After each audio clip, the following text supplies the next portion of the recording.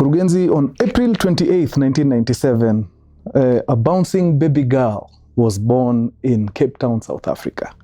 The name of this girl was Zephany Nurse. Zephany Nurse alizaliwa na immediately mama yake akaingia usingizi. Wale ambao mmepitia labor ama maternity mnajua ile kazi si rahisi. Na more often than not, mothers waga wanachukua a very beautiful nap after that. When Zephany's mom woke up, unfortunately, Zephany was missing. Huyo mtoto alitafutwa hiyo hospitali mzima. She was nowhere to be found.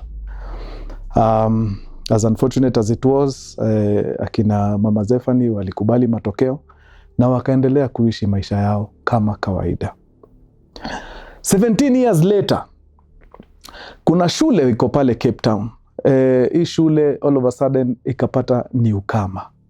Huyu newcomer vile aliingia pale kwa ile shule, the rest of the students walikuwa wanamwangalia in awe. Walikuwa wanashangaa sana. One of the students akakimbia kwa mwalimu akamwambia, madam, I don't know, but I feel like huyu msichana mgeni anaweza kuwa kuna mtu hapa pia. So mwalimu akawaita wote wawili na akakuwa na discussion na hawa wasichana wawili, and it turns out that hawa wasichana wawili, one of them was none other than Zephany Nurse, a new student who had just transferred into the school. This other person was a girl 4 years her junior. Her name, Cassidy. So mwalimu akakaa chini na Cassidy na Zephany, na after some time akajiambia, you know what, let me just call one of these parents, niwaambie tu. So she proceeded to call Cassidy's parents. When Cassidy's parents waliitwa, wakakuja wakaverify, wakaona ukweli huyu msichana Zephany na this other girl Cassidy, the resemblance was uncanny. Unajua kuna ile kufanana tu unaweza sema ya hawa wanafanana, but kuna ile kufanana unaona hapana, hapa this is a bit too much. So wale wazazi ikabidi wapige DNA.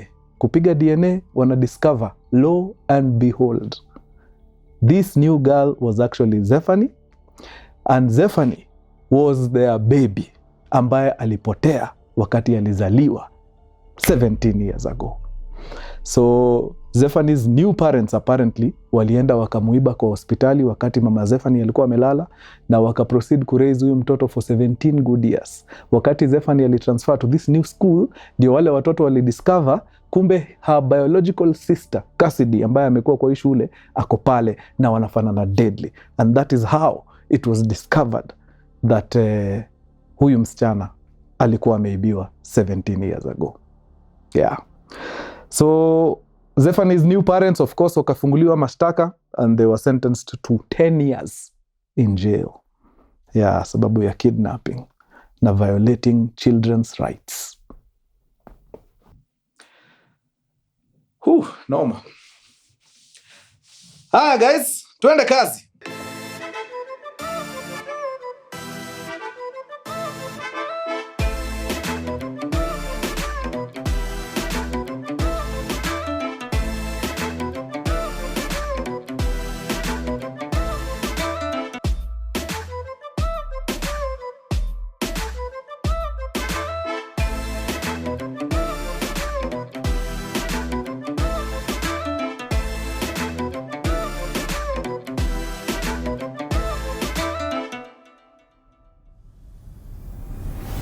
Mkurugenzi! My man! Headline hitters na kama K, when you see Mkurugenzi in the building, you just know. He's got the juice. Wewe, ngoja. Beautiful. I love it. Hii juice ya leo inashika. To maintain it. This one is nice. Very good. Now, kabla sijaingia kwa hekaya za leo, first of all nataka niwaambie leo location nimebadilisha. In case you're wondering niko pande gani, leo niko ndani ya SPM Africa Studios. Kwa kina Butita huku. Nimesema leo acha nichungulie nifanye mambo hapa ni nini. In case uko na podcast nini unatafuta location safi ya kukam kushoot, well, SPM got you, man. Wako na kila kitu in terms of vifaa, the lighting equipment iko, sound equipment iko, the cameras are there, location mandhari safi. Wewe tokea tu na content yako mtu yangu, au sio? Very nice. Luku naye simu naiona, mahali pa kuitoa simu najua. Mkurugenzi.co.ke, ingia pale. Kwanza sasa hii baridi manze, you need it. Mnahitaji hizi luku mbaya sana. Msijifanye hapo baridi haiwatandiki. Na tulipiga survey tukapata wengi wenu mko peke yenu, mnalala peke yenu kama slasher. Utakubali kuumia mpaka lini? No, tumbukia ndani ya sweatsuit hivi unasikia sawa sawa. Kabini hat kako pale. Sikule ngori peke yako, utakula baridi peke yako hii Nairobi. Why? Na tuko hapa. No, hakuna haja. Mkurugenzi.co.ke is where it's at. Makosa ni yangu. I hope bado mna watch. Keep watching guys. The next one iko jikoni, tunaisuka pole pole. But before then, chungulieni hii. Mumalizane nayo kabla hii ingine itoke jikoni. philittv.com, hapo ndio utaipata. Ndio hii Kamambo Derek amekuwekea hapa. Na pale kwa description pia, in case hizi vitu zinakuchanganya, tutazimwaga zote hapo. You just go there, click the link that you want. Fanya mambo yako. Okay? All right. Haya. Wakurugenzi, the year is 2019. Date 15th of March. Time 1:40 p.m. At 1:40 p.m, a grey Subaru checks into this compound. That compound belongs to a mosque by the name Noor Mosque. Hii Subaru inaingia ina park, na inside the Subaru is a young gentleman by the name Brenton Tarrant. Brenton akisha zima Subaru yake pale, ana adjust GoPro iko kwa helmet ambaye amevaa. Hii GoPro ina record sababu he is live streaming his activities of the day. As soon as anamaliza kuadjust GoPro yake, anahakikisha the framing iko sawa na kila kitu, Tarrant anashuka chini na anajistrap bunduki mbili. One of them is a 12 gauge pump action shotgun. The other one is an AR-15 rifle, automatic, lethal. Those are not the only weapons he has. Akona 4 other guns ameziseti. 2 pump action rifles, shotguns, 2 AR-15s and 2 other rifles. Okay? But hapa akona hizi mbili amejistrap. Moja amebeba hapa na ingine amestrap kwa mabega. Anafunga Subaru yake and he starts walking towards the entrance of Noor Mosque. Pale kwa entrance ya Noor Mosque kuna wale watu ambao tunawaitaga greeters. Ni kitu inakuaga in the west sana. Kwa businesses unapataga kuna watu wako hapo kwa mlango kukukaribisha. Wanaitagwa greeters. So this mosque ilikuwa na a greeter pale. So this gentleman sees Brenton coming, despite the fact that he is armed na nini. Islam is a religion of peace. Yeye anamstretchia mkono kumsalimia mpaka anamwambia, I think, good afternoon brother. That's what he said. As soon as he stretches his hand like this, akamwambia good afternoon brother, Tarrant proceeded to lift up his pump action shotgun na akasukuma capsule mzima pap kwa kifua ya ujamaa. Within seconds the guy was down. Jamaa akakok rifle tena and he proceeded to shoot 8 times hapo nje.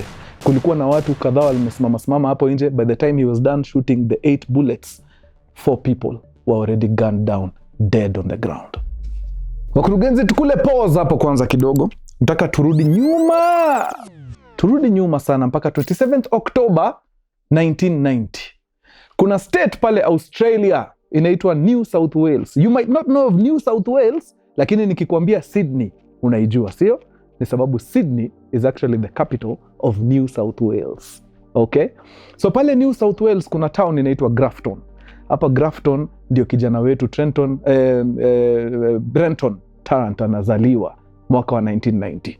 He goes to Grafton High School, anamaliza na anaingia kukuwa mwananchi wa kawaida. Now, as this guy is growing, anaanza kupick up a few things. Some of the few things he picks up ni the right-wing ideologies. Okay? Unajua hii world inakuwaga imedividiwa mara mbili. Kuna the right-wingers and the left-wingers. The left-wingers are a bit liberal. Unajua, hao wana believe in, your freedoms and whatnot. Then kuna the right-wing. The right-wing ni wase wako, very conservative in their way of living. Hawa ndio wale wase unapataga kuna watu wanaitagwa societal purists. Ushakutana na wase wana believe race yao ndio the superior. In fact, anasikia vibaya sana akikutana na mtu mazee ameintamari. Yani wewe tuko race moja, umeenda umeokota race ingine, mkuje mtuzalie watoto wachafu. Aje. Very racist people. They have been the reason why kumekuwa na xenophobia on this continent, I mean on the planet, that the reason kumekuwa na even genocides, one of the biggest genocides to ever happen on the globe was as a result of societal purists. Na mnaijua, si mnajua ule rais alikuwa na kandevu hapa, ama mnataka nimtaje alafu YouTube ianze kunipiga viboko? You know what happened, ndio World War II ika happen, all right? That was a form of right wing whatever. So wako to this very date kuna wase wako hivyo, yani they believe the supreme and their race ni the supreme race. Now these are things he starts to pick up when he's coming up, so much so that at some point akisikia kuna a country ikona a right wing movement, he'd make the point to travel there, kuinteract tu na wase wanashare ideologies, and sometimes he was so touched alikuwa anaingia kwa mfuko anawachangia. That's how umse alikuwa na believe na hii kitu ya right wing movement. Now it's not bad to be right wing, but kuna right wing extremists. Sasa ni hawa, ukiona unafika mahali unaanza sasa kutaka kuua watu juu ya race zao na nini, hii kitu umeitake, unajua play sci-fi, it's dangerous. So akaanza kutembelea ma countries hivyo, akisikia movement pale anakimbia huko, anaingia. Actually kwa hizi conservative countries the only one hakuweza kufika was North Korea, for obvious reasons. North Korea naye kuingia si unajua iko rahisi. Yeah, but all these other countries the guy was there. Around 2016, 2017 thereabout, his escapades, hizi pilka za kutembelea hizi nchi zilimfikisha wapi? The country of New Zealand. All right? Akiwa pale New Zealand akaanza maisha pale vizuri. Of course alikutana na some right wing people pale, na akaamua, you know what, wacha ni set up kambi hapa ni sukume maisha, sababu you know life in New Zealand ni peaceful, maisha tu inaweza. So akaanza kuishi pale, but as anaishi pale ikitu bado inamsumbua maze. It does not help that huko New Zealand he ends up in a place called Canterbury. Kuna katown kanaitwa Christchurch hapo. Ni place inajulikana sana na immigrants, wase wengi ma immigrants especially of the Asian origin wako pale wengi sana. That's why kuna mosque kadhaa sana hizo area za Canterbury. Hiyo kitu ilikuwa inambo deadly. Jua nashindwa maze, hawa immigrants wanafanya nini huku? Wanakuja kuharibu bana race safi. Yani sisi ni watu no, these guys need to go. Why are they here? Wanafanya nini? And immediately anaanza plan ya kujaribu kueliminate our immigrants ambayo wako New Zealand at that particular time. So first order of business ilikuwa ni kupiga research moja hatari. So he started visiting the mosques around nini. One of the mosques he visits ni mosque inaitwa Al-Noor. I think it's among the biggest huko. So akaanza kuattend. Al-Noor ni kama yeye pia ni worshipper, okay? So anaingia kule ndani, anaswali nao, anawauliza maswali, hapa uaga mnapiga sala mara ngapi kwa siku? Ni time gani ndio mosque huwa imejaajaa? Aha, okay. Entrance zenu ziko wapi na wapi? Okay, oh nice. Ni siku gani ya hamji? Okay, okay, I see. Kumbe jamaa ko research. All this he does all the way from 2017 to 2019. At some point in 2019 alienda kakaa chini kwa park mahali. Na he flew a drone over Al-Noor Mosque. Surveillance. Aangalie vile hawa wase wanakacheza nini, timing zao, the schedules nini. The guy was on a mission. Okay? Now, other than hizi vitu wanafanya, uni mjamaa alikuja immediately New Zealand akaingia wapi? Kwa gun club. So you could tell he knew exactly what he was doing. So he joined a gun club na before long alikuwa shakuwa a licensed firearm holder. Alipata hii license yake November of 2017. So between when he got his license in November 2017 all through to January of 2019, he was able to amass an assortment of weapons. 2 pump action shotguns, 2 AR-15 rifles, 2 other rifles ambazo siko sure zilikuwa type gani, over 7,000 rounds of ammunition, bulletproof vests, military helmets. Uni jamaa alikuwa amejipanga deadly. Then the magazines, sababu unajua 7,000 rounds lazima uziweke ndani ya magazine ndio uweze kushoot. So alikuwa pia na an assortment of magazines. On those mags alikuwa anaandika majina za watu wenye walikuwa na believe na hii right wing extremism.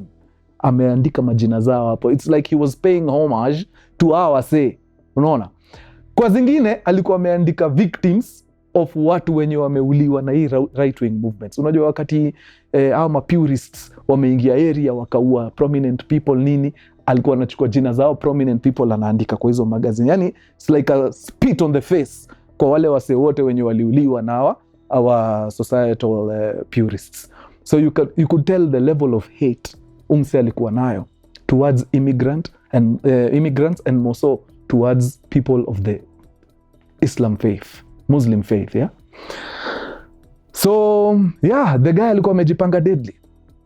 Unacheki ndio huyo mazee amesha jiam sawa, ameshapiga gun range pale. So huyu ni mtu essentially alikuwa nakula training chini ya maji, ashafanya surveillance huko, ashajua vile hizi mosque zina operate nini. And in 2019 March the guy was ready to execute, and because he wanted the world to watch as he danced on stage, aliamua, you know what, I am going to live stream the entire episode.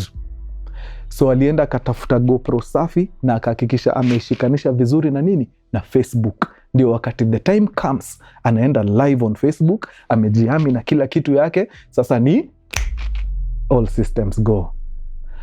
Now, right before the guy decides to execute, he goes ahead and writes down a 74-page manifesto outlining very, very, very clearly agenda zake as a right winger, na a lot of hate speech directed to people of the Muslim faith, to Islam. Akaandika hapo vile immigrants ni watu useless, ni watu hawafai kukuwa wana breathe, either wakae kwao ama tuwamalize. Akaandika hapo mpaka vile amejitwika jukumu ya kuhakikisha ya kwamba the immigrants will get out of New Zealand whether they like it or not, by hook or crook. Hakuna kubembelezana. Sasa it's when the rubber meets the road. Ni kutandika, kuvuruga. He types the entire document, 74 pages, and emails it to over 30 recipients. Among the 30, kulikuwa na the Prime Minister of New Zealand at the time, kulikuwa na all the big media outlets za New Zealand, ali-email mpaka the Parliament of New Zealand. Yani, anyone who needed to know alikuwa emailed kwa hiyo list. 30 recipients. So, the Parliament of New Zealand, au after waione, walihakikisha wame-alert the security committee. So, jua Parliament kuna committees. So the security committee ikaalatiwa, wakaambiwa ni aje, we've just received a manifesto here na mazee vitu ziko hapa ndani, chief, alarming to say the least. So please, kama inawezekana, do something about this guy before it's too late. So by the time Parliament is relaying this information to the security committee of Parliament, it is exactly 1:40 p.m. 1:40 p.m. on this particular day of 15th March 2019, mzee mzima Brenton Tarrant alikuwa ashapak gari wapi? Nje ya Al-Noor Mosque, ready to execute. But let's go back 6 minutes before, okay? 6 minutes before 1:40 is 1:34 p.m. Huyu kijana alikuwa mtaa, ameenda amepack vitu zake vizuri kwa gari, vizuri kabisa, kila kitu, ammunition, maguns, what not. Ameshajiami fiti, amepiga vest yake, ako na helmet nini, ameshafinya mtu ufinya nini akitaka kwenda live Facebook? Ni post. Unafinyaga what? Sijaenda live Facebook. Live good. Ashafinya live. Pap. So now he's streaming. The world is seeing him akiingia kwa gari, akijiprepare kufanya nini? Kutoka. This is 6 minutes to 1:40. Anaingia kwa gari, anawasha gari, anaseti music, anaweka ngoma ya it's a Serbian nationalist song which is very racist pia.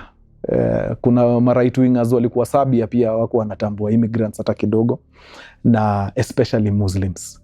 So wali come up na kasong fulani hapo, ndio mzee mzima Brenton alikuwa anacheza.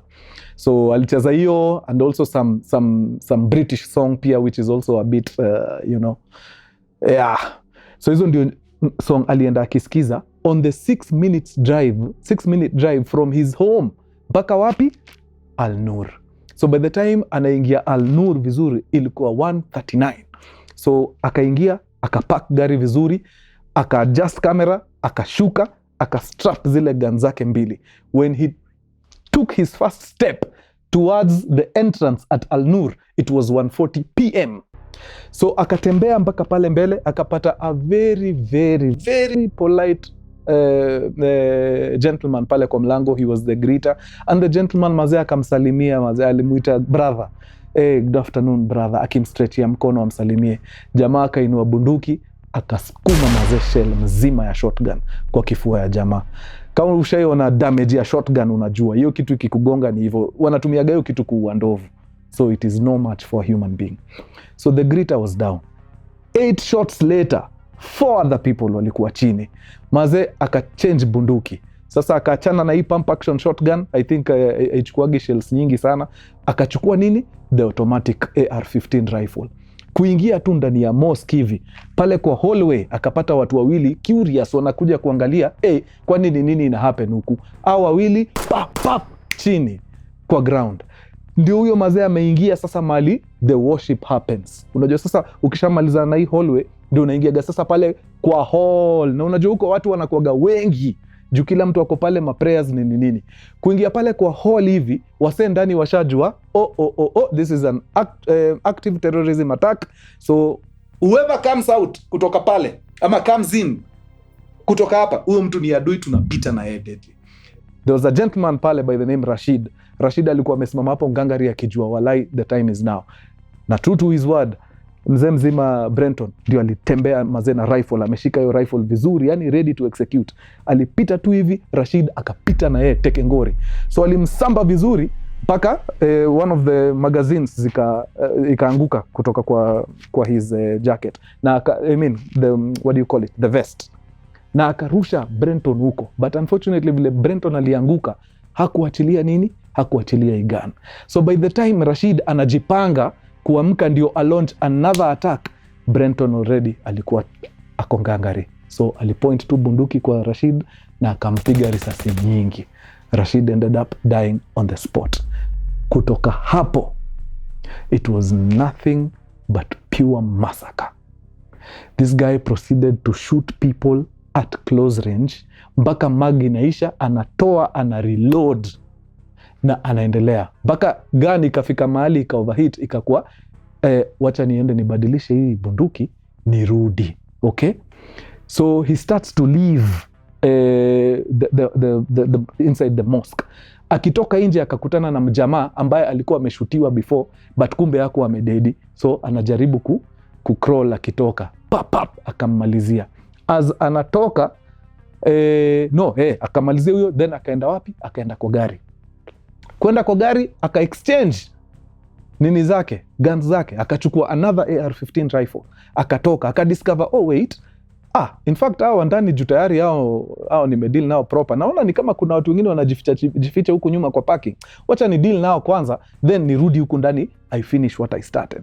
So he goes round, anapata watu mazao wamejificha nyuma ya magari, mazao wanaomba. Unajua zile prayers za mwisho, ukijua walai leo ndio leo.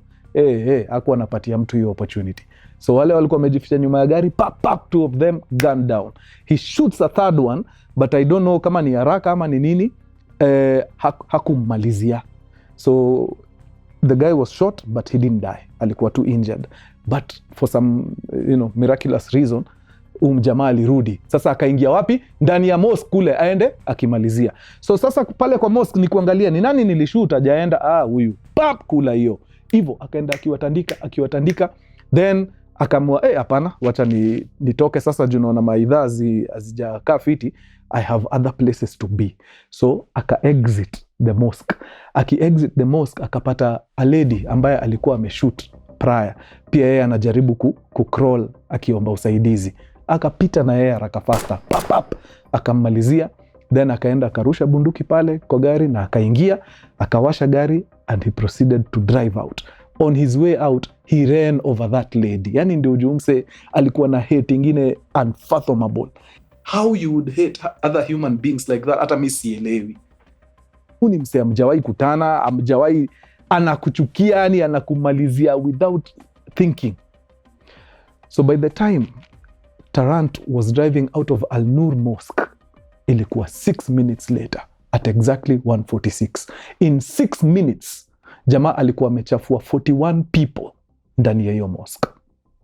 Scores others injured. Juu kuna wale kwa hiyo melee, kwa hiyo kukimbia nini, walianguka wakavunja. So kulikuwa na injured kadhaa, na wenye walikuwa pia wameshutiwa. Kuna wenye walishutiwa lakini hawakuenda, but they were injured. Okay? So at exactly 1:46, the guy drives off.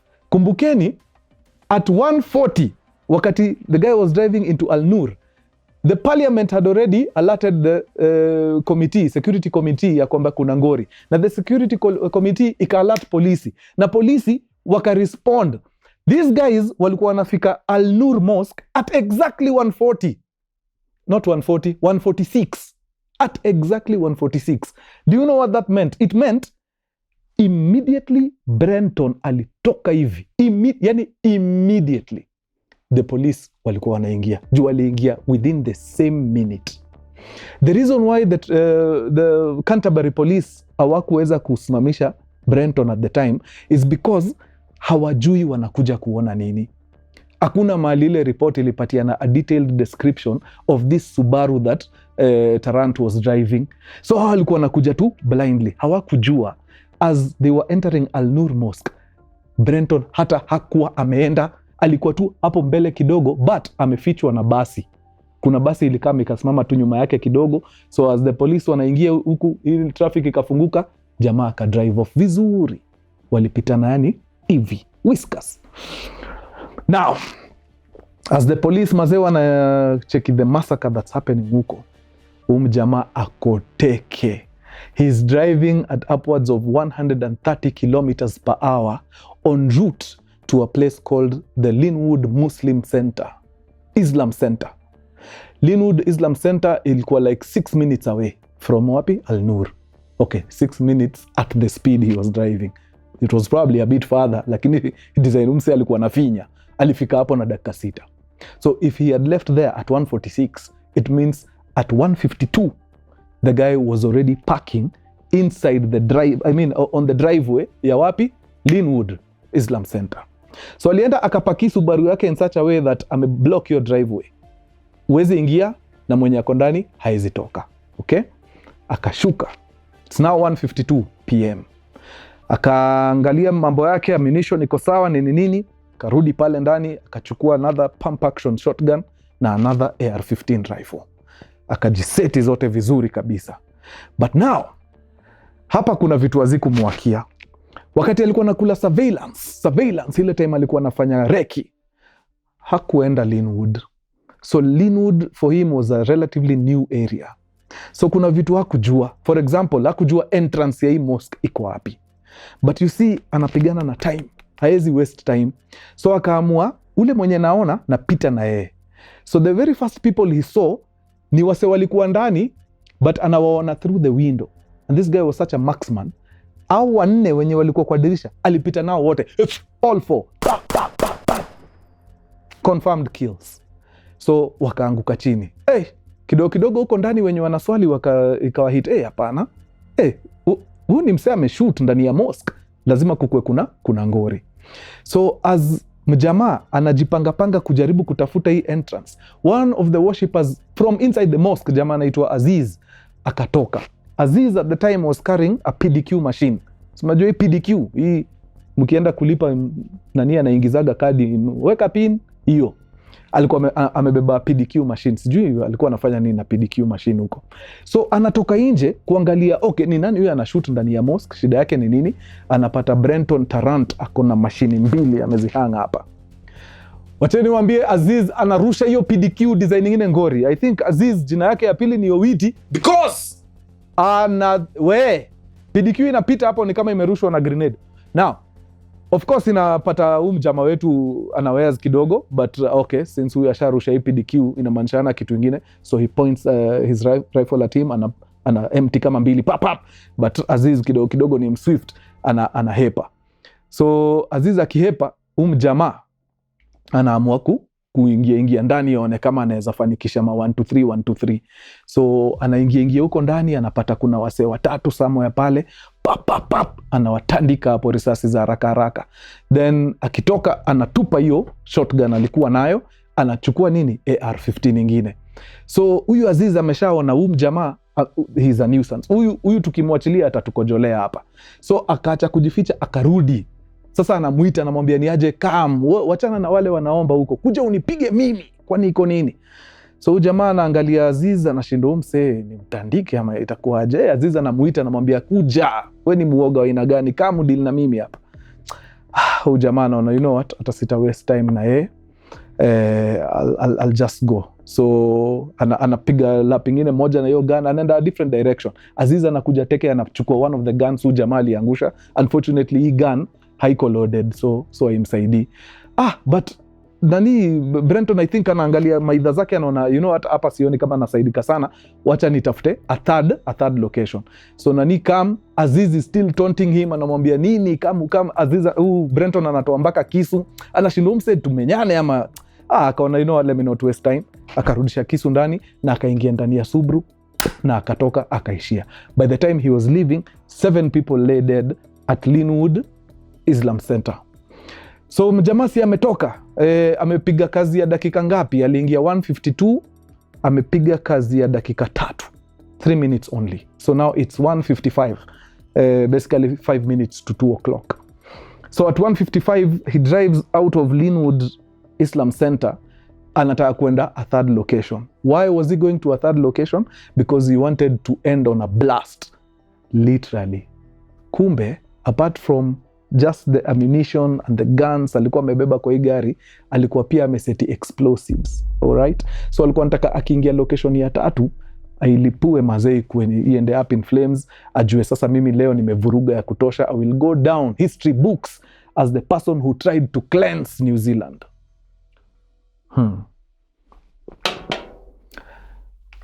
By the time kijana wetu anatoka, si nimewambia ni 1:55, ripoti ishafikia polisi mpaka ile gari jamaa anaendesha, sa grey Subaru nini. Na hii ripoti inafika sababu gani? Sababu when he was leaving Al-Noor hakukuja tu quietly, alikuwa anaendesha hiyo speed niliwaambia ya 130 kph, lakini kwa hiyo speed akinotice kuna mtu anakaa ni immigrant anaendesha gari kwa barabara, alikuwa anatoa rifle anashoot pap akijaribu kukuondoa. Okay, so hiyo ndio ilifanya wase waka notice kuna kitu iko off na jamaa. Na design alikuwa na shoot juu windows zake zimefungwa, alikuwa na shoot through windscreen yake. Okay, so ukikutana na gari iko na bullet holes kwa ninisi utakuwa concerned, alafu usikie kuna Subaru inasumbua watu na ndio hii iko na marisasi kwa hiyo report inafikia polisi quick. So by the time this guy was leaving Linwood, the police already knew the type of car he was driving, color, kila kitu. So he proceeded to drive to his third location, but hakuweza kufika. At exactly 1:57, 2 minutes after he left Linwood, police on patrol wakaona hiyo Subaru ikipita. Wakajiambia mazee, this is it. Umse ile mambo tunasikia amefanya huko, ni hatari. Tukijaribu kumpoteza huyu, cause pia wengine wataendelea kudedi huko na haifai. So wakaamua kusetiki chase. They chased him for 2 minutes from 1:57 to 1:59. Yeah, a minute to 2 p.m. At exactly 1:59 waliweza kukatch up na wakampiga ile kitu makarawa wanaitagaje hiyo manuva. Unajua hiyo manuva maboy zile ile unatandikagwa hapa nyuma, inaitaga tail swipe. I think wanaitaga kitu kama hiyo. So waliweza kumtoa off the road. Believe it or not, after hii gari yake ikam to a stop, everybody expected sasa hapa ni hellfire. People would fall under a hail of bullets. It was not the case. Jamaa alisurrender, no fight, nothing. Aliinua tu mikono, makarao akamwambia atoke, akatoka. Akaeka mikono nyuma vizuri, makarao akakam, wakamdisarm, wakatoa vest yake na hizo ammunition na kila kitu, wakampiga pingu. very peacefully, like hata kuresist nothing. Like you could tell he was so proud of what he had just done. Alikuwa anashindwa watu wa news wanafika saa ngapi waone ile kazi, na he wanted to take credit for all of it. Juu hata after hapo mashtaka ikafunguliwa, akaenda kotini, akaulizwa, unakubali mashtaka ya mauaji ya watu 51 and attempted murder of another 40 people, na pia tunakufunga juu ya act of terrorism, hizo zote unakubali? Akasema yes ma'am, hizo ni mimi. In fact, mkisikia mtu mwingine ana claim ati it's me, yeah, hiyo ni kazi yangu hiyo. So koti haikuwa na budi ila kumfunga na hizo ni tatu, 51 murder charges, 40 charges of attempted murder na one the charge ya terrorism act. For all those combined, he was sentenced to 51 life sentences. Hizi 40 attempted murders, kila attempted murder ilikuwa inapatiwa miaka ngapi? Miaka 12. So 12 times 40 ni ngapi? 480. So 480 years for the attempted murders and another life sentence for the terrorism. 52. They died 52 people. Ni 52 juu the terrorism ilipatiwa a life sentence. Yeah. So it is 51 life sentences. Yes. 51 life sentences for the murders and another life sentence for the terrorism. So in total 52 life sentences and 480 years for attempted murder.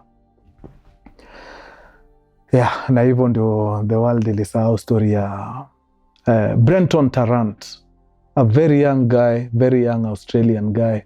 By the time he was committing the atrocities, he was 28 years.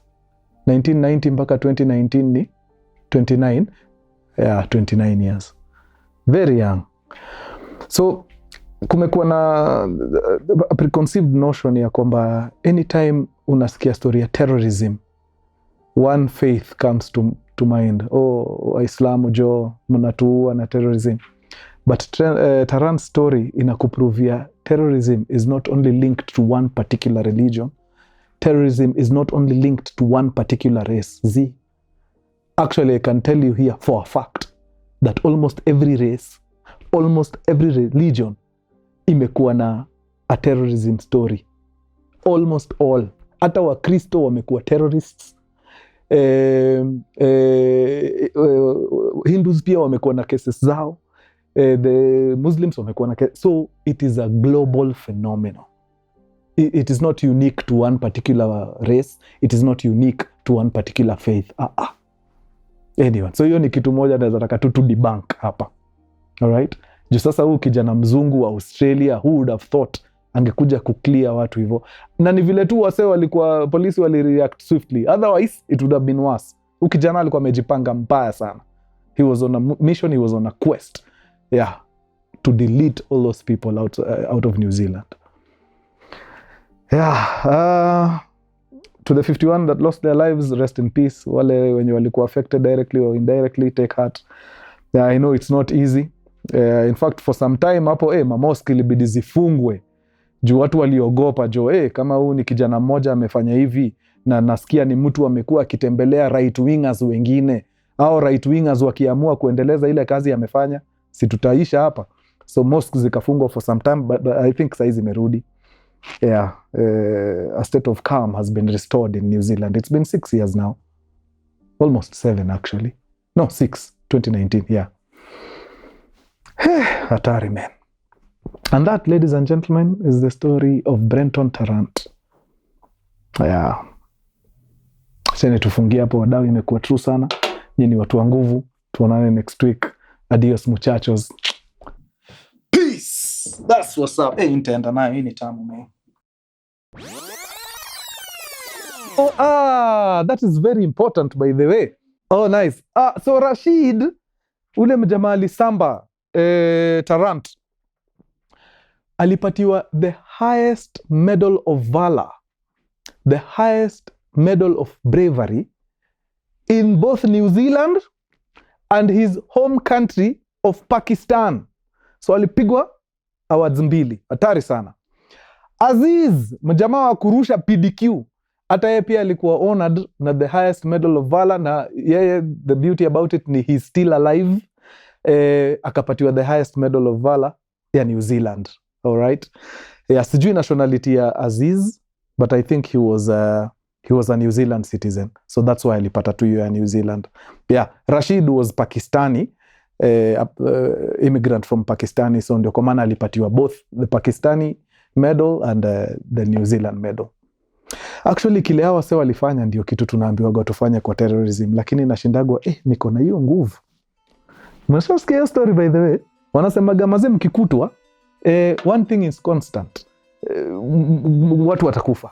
So musikae tu mudedi, fight, sambeni hao watu jo.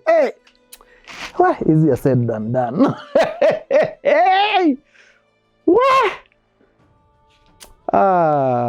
I don't know. But I guess maybe ukiwa kwa hiyo situation, juu ya adrenaline na whatnot, mse upata nguvu mpya. I don't know. Wale wasu wamekuwa kwa hizo situations maybe wanaweza tuambia. But wanasemaga you're far much better fighting than just laying there like sitting ducks. Juu assumption inakuwaga either way umse ameamua kunimaliza, so I might as well fight. Mazee tusirudi huko, hizo vitu they are not pretty. May the Lord protect us. Okay, sasa nimemaliza for real for sure. Santa. Okay. Haya, twende next.